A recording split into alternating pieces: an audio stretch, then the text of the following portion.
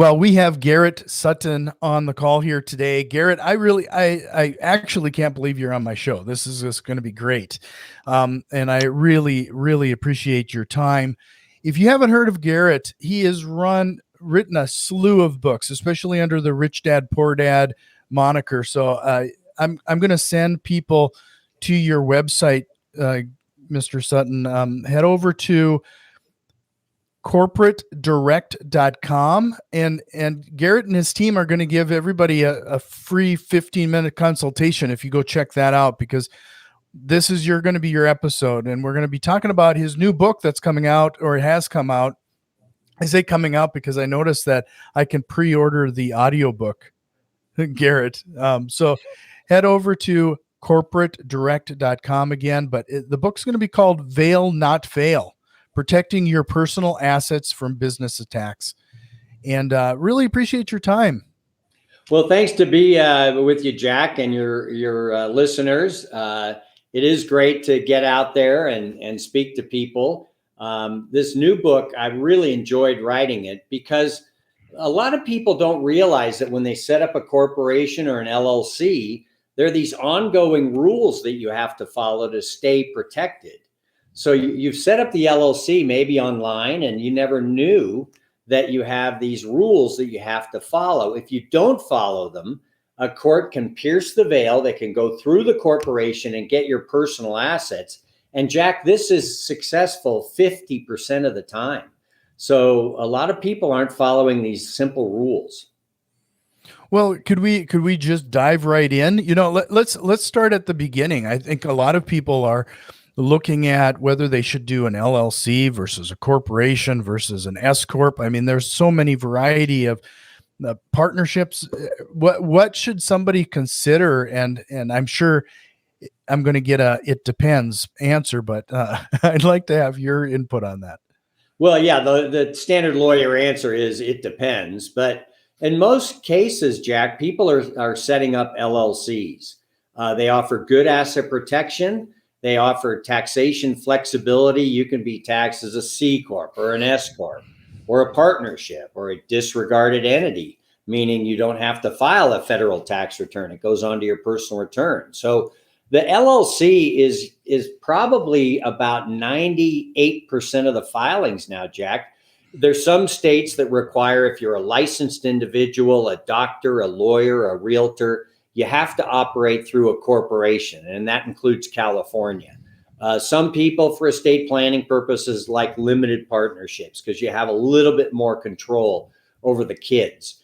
But in a vast majority, 98% of the time, Jack, people are setting up LLCs. Sure. And with that, you mentioned the phrase, and I've heard it quite often, the piercing the corporate veil. Can you kind of give us an idea of what that means, and what are some of those common pitfalls that cause that from occurring? Great. Well, piercing the veil refers to a corporation or an LLC has been sued and they don't have any money. And the person suing them would like to collect on that judgment against the corporation or LLC. But there's this veil of protection that you raise when you form the LLC or corporation, and an ongoing protection is when you have to follow these simple rules we'll talk about in a minute.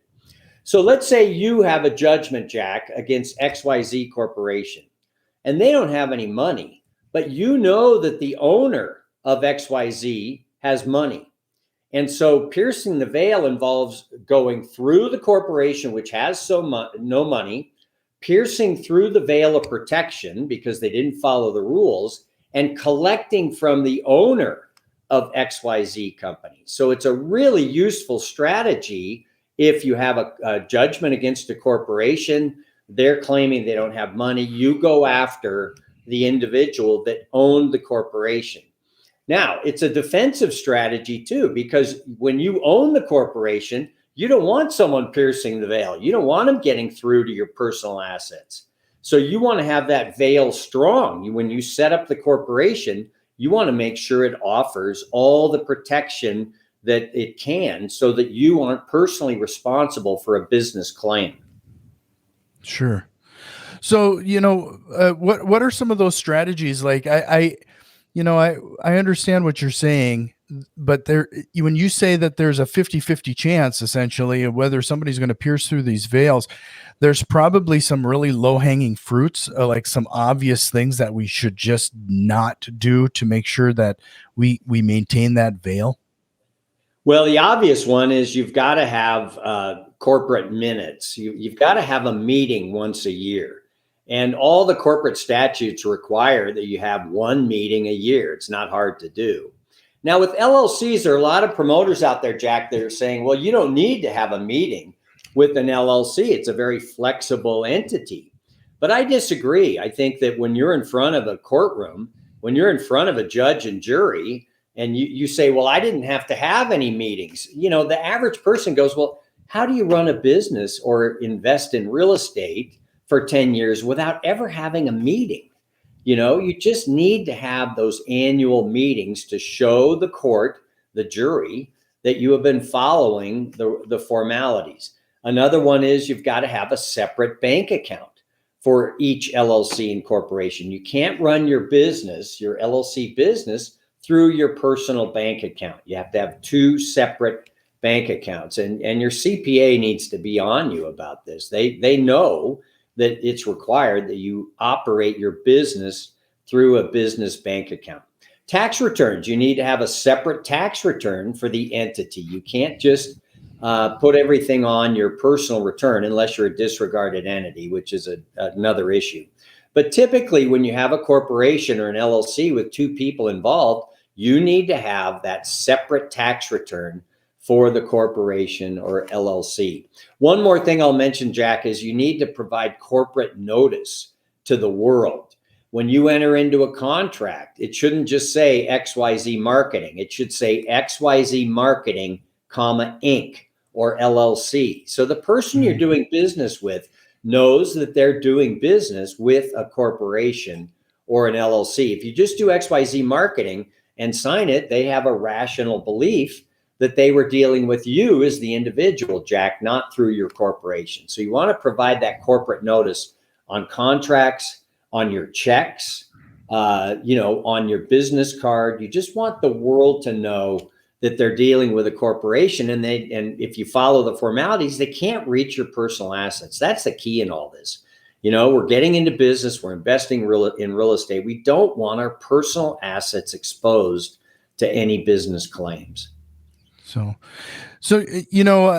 one of the common questions that I continue to get, and I think this is a pretty common question throughout the real estate is, and I know I'm going to get a little flack if I don't ask it here right now, is the concept of, when it comes to LLCs or any kind of corporations, when you're doing real estate investing, should you do an LLC for each property, or should you do an LLC, blanket LLC for all of them? How would you structure that?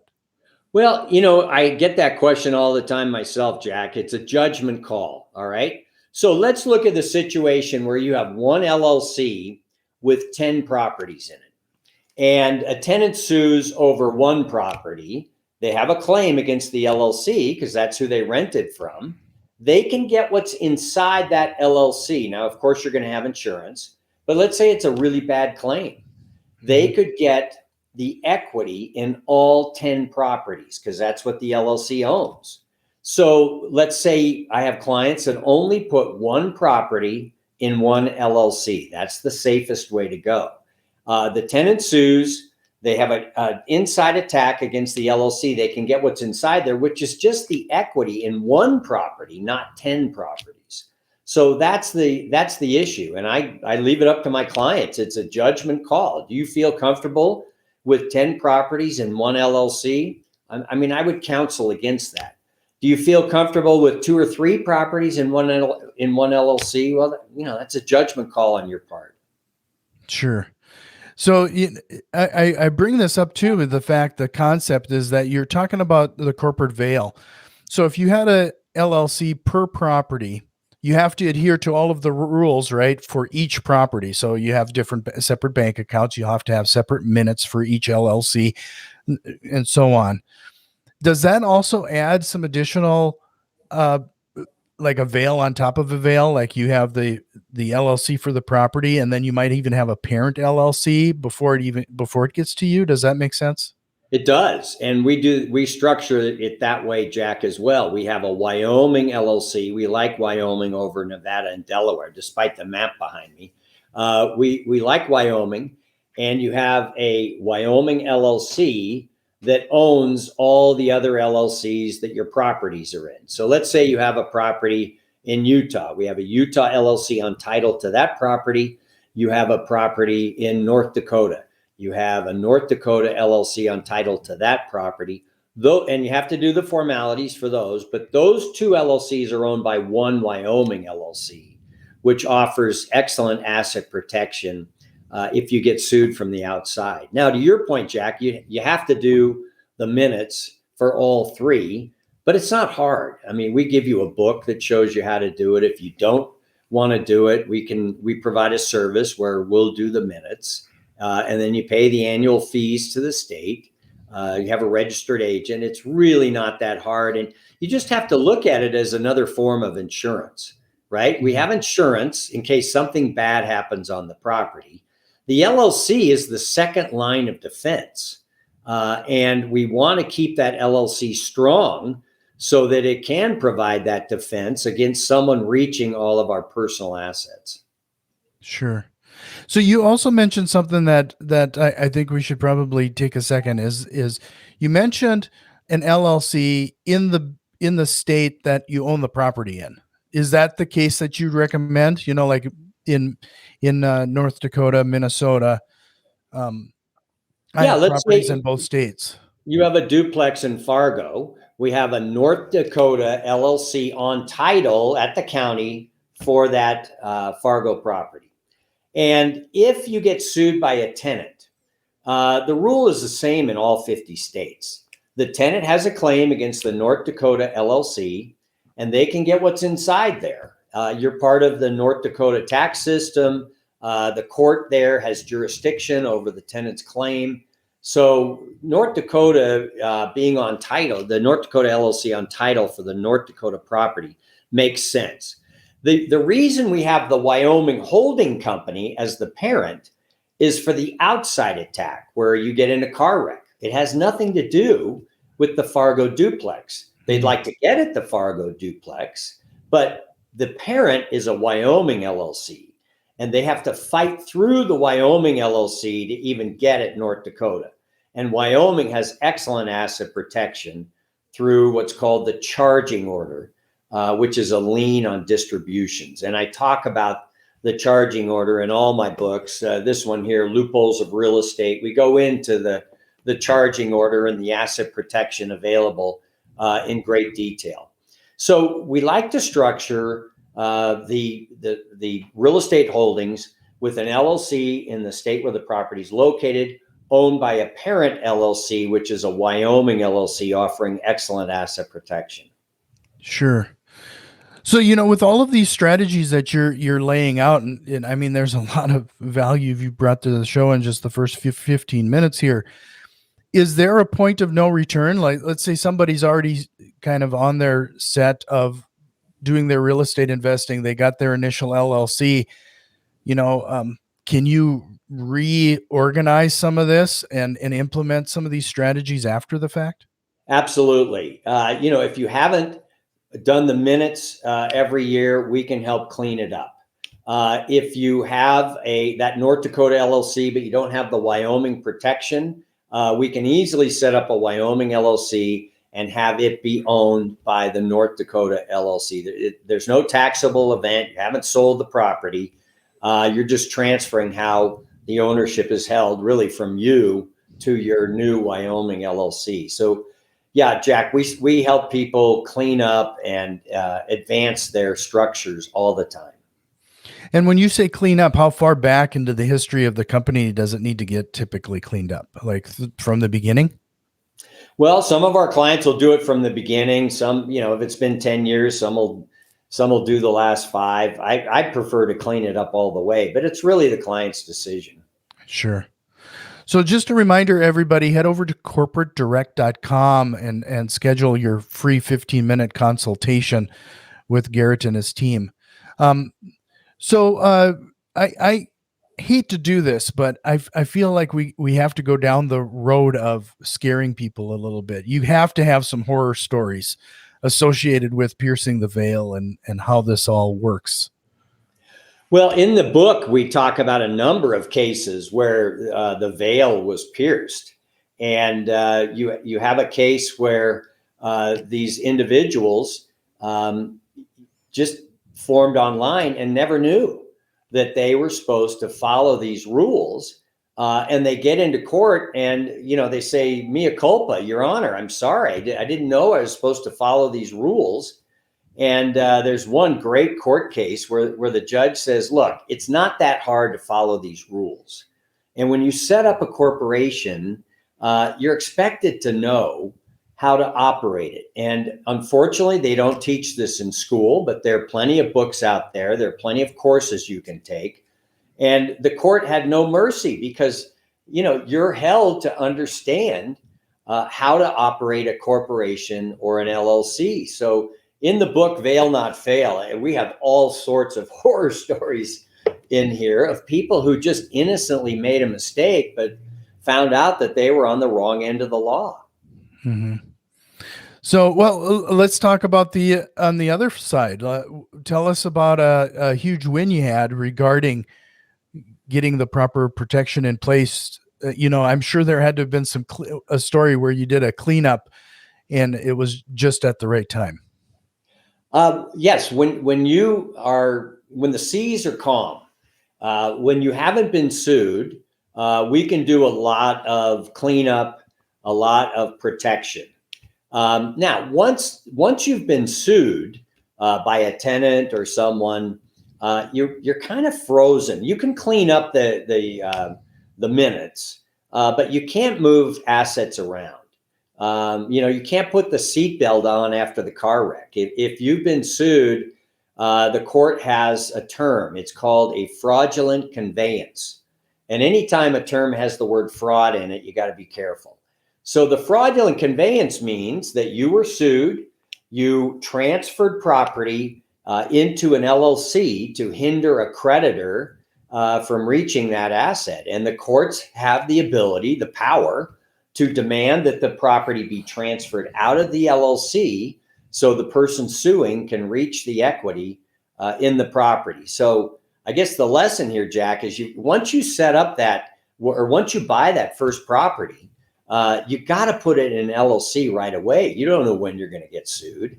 And what happens is people will say, I just don't have a couple $100 to get this LLC set up. And I'll wait until I have more money. And then they forget, right? And they don't set up the entity and then they get sued.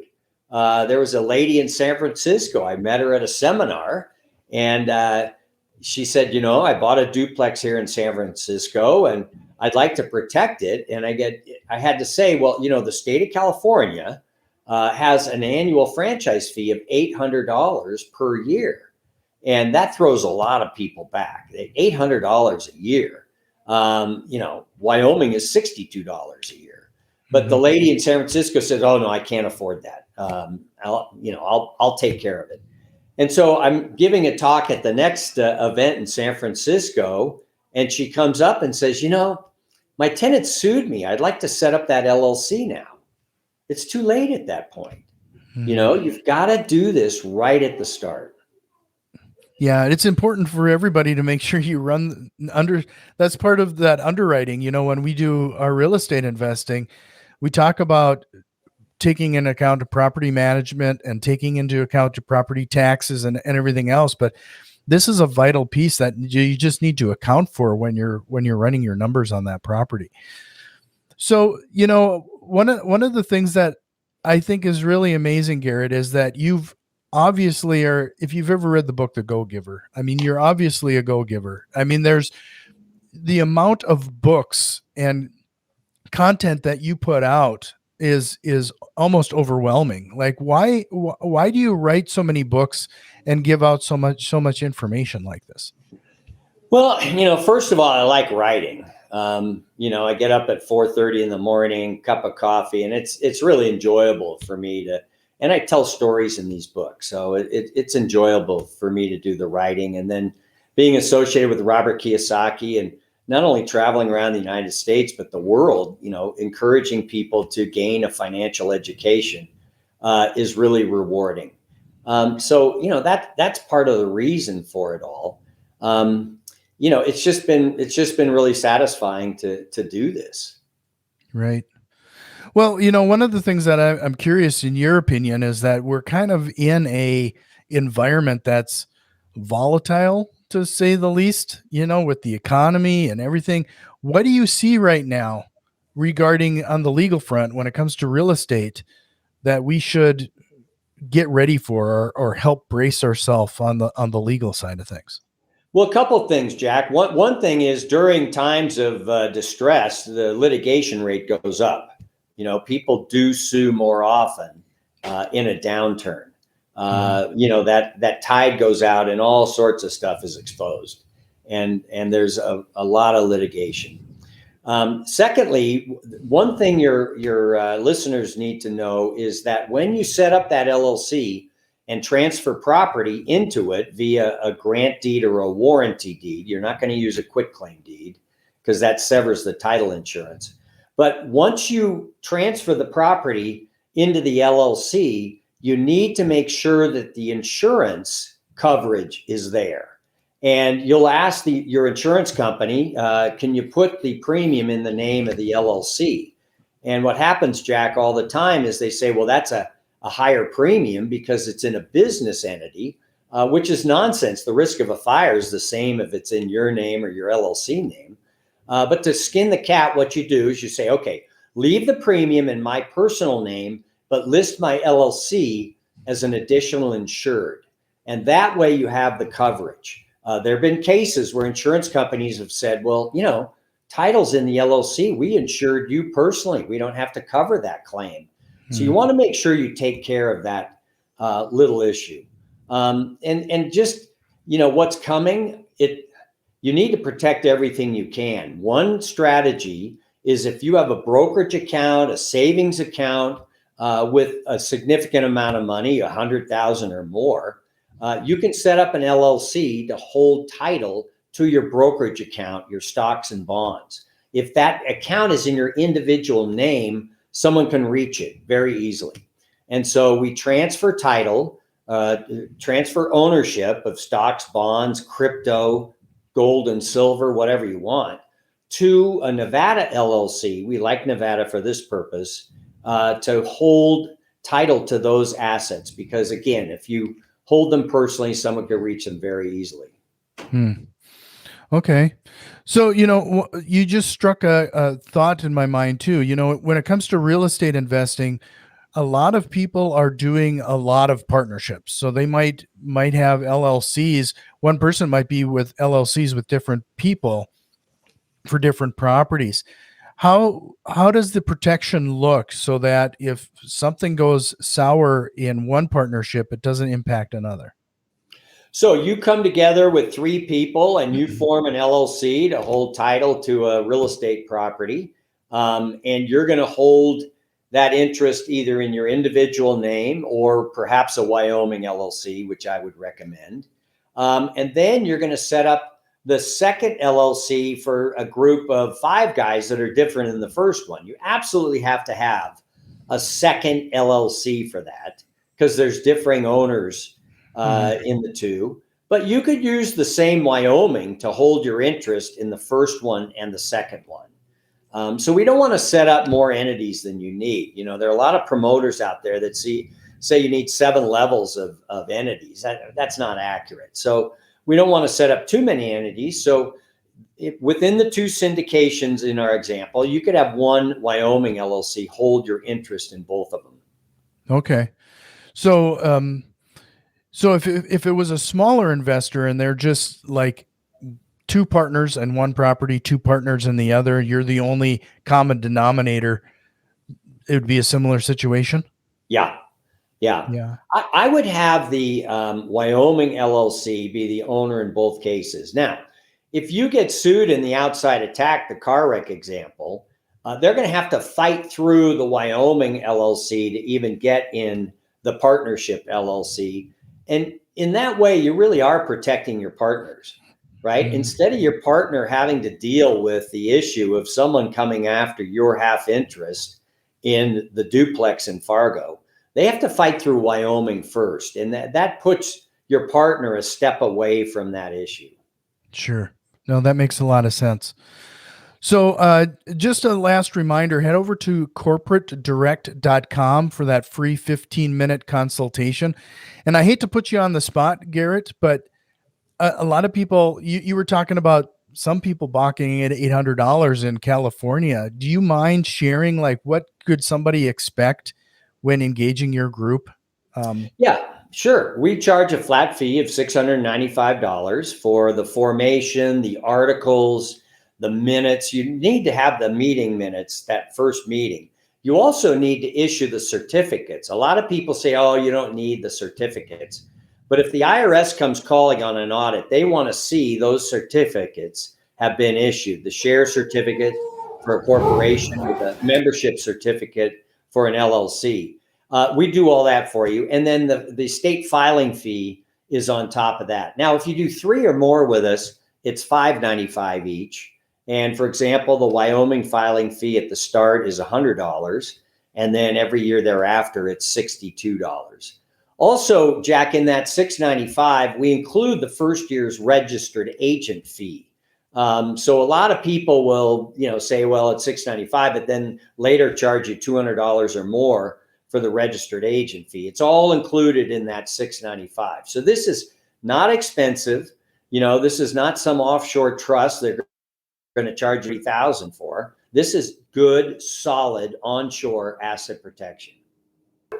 No, that actually sounds quite reasonable. And this is just a perfect example of, you're dealing with a group of people in your team that specialize in this. So you're not going to find it a more cost-effective solution. I mean, to be frank. Yeah, and we like helping people. The Rich Dad mission is to assist people in their investing.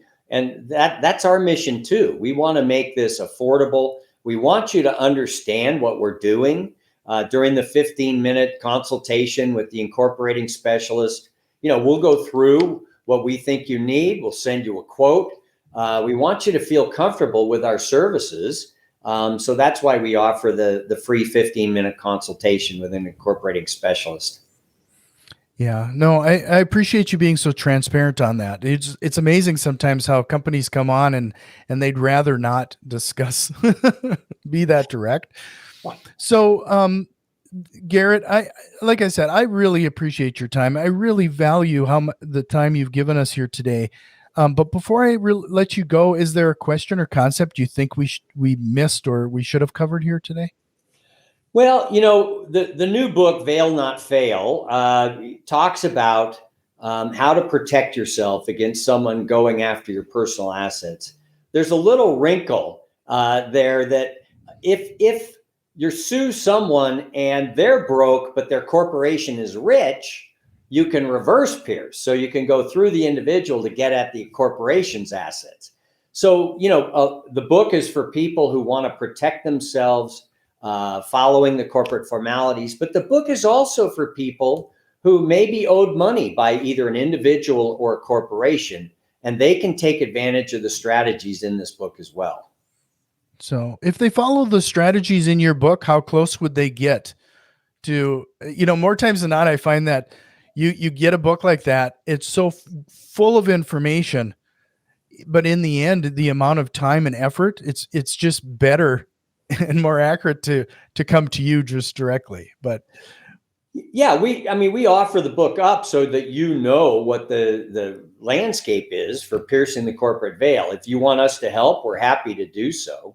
But the main thing is to realize, and too many people have set up these online entities and don't realize that there are these ongoing formalities. And so we really want to help those people who may have tried to save a little bit of money. There are a lot of do-it-yourselfers now who may not know these strategies. So it's important, if you have an LLC or corporation and you haven't heard of the corporate formalities, you really need to access this book. Well, as an entrepreneur, I have to ask this as well. So when you engage your team in that initial 695 and you go through the process, what is the process on your end because as entrepreneurs, it's just one of those things that it just falls off the radar eventually. Like, what's the follow up on your end just to make sure that everybody stays on track? Well, we're going to be in touch with you every year because the registered agent fee is free the first year, but then the second year it's $125. So and plus you need to pay the money to the state. So we're going to remind you of that. If your charter is revoked, you don't have any asset protection. It's very easy to get through. You don't even have to pierce the veil. There's no veil left if your charter is revoked. So we're going to remind you of that. We're going to remind you that you should be doing the minutes. And so we're on our clients to make sure this gets done. Now, if you ignore what we say and your charter gets revoked, well, there's a chance that you could be sued and held personally liable. Sure. Well, Garrett, this was great. It was an absolute joy to talk to you. I hope you'll consider coming back sometime.